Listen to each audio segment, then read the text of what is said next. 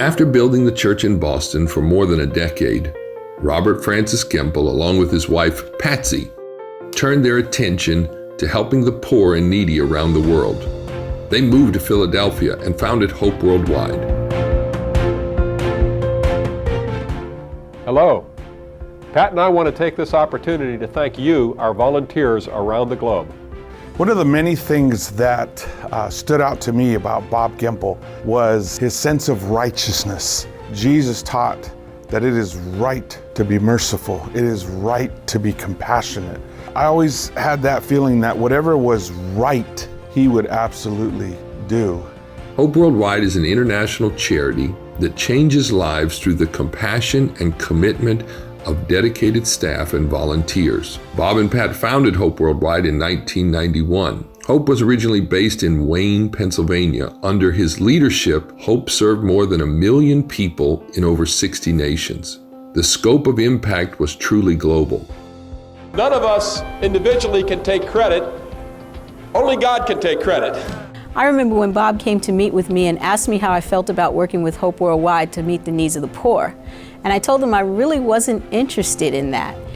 And he said, all the experiences you've had up until this time, Joanne, have prepared you for this particular role. And that's what God wants you to do. And I said to myself, I think he's right. When he and Pat asked my husband and I to go to Cambodia to start a surgical training program, my husband was a surgeon, but I didn't have any medical experience, so I felt very insecure. And he just assured me, God can use you for Hope Worldwide if you're willing. My husband and I moved to Cambodia with our 3 children and stayed there for 6 years. And God did more than we could have ever asked or imagined.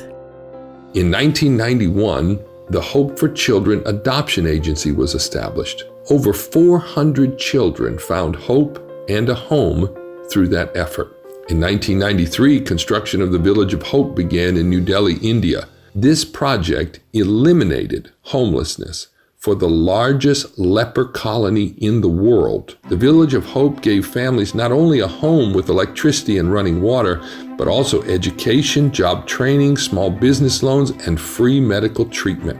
AIDS orphanages were constructed in Africa. A free hospital was established in Cambodia. In the United States, Hope Worldwide was a key player in increasing immunization rates in the 90s through door-to-door advocacy. You know, when I think about Bob, a phrase that I developed was active compassion. Because wherever you went with Bob, you could see a man that would love people and would be compassionate with them, regardless of who he was dealing with. Whether it was somebody in the leper colony or whether he was dealing with somebody of means, his heart was, I want to care for these people and I want to care for their future. He was willing to serve in North Philadelphia, in Africa, in Cambodia, in India. His heart was, I don't care who you are or who I am, I want to help if I can. In 1995, Bob gave the Hope Unity Award to Nelson Mandela. In 1996, the Hope for Kids immunization campaign reached over 1 million people. Also in 1996, Hope Worldwide received a special consultative status within the United Nations. Also in that year, Mother Teresa was given the Hope Unity Award. In 1997, General Colin Powell addressed a Hope for Kids rally in Philadelphia.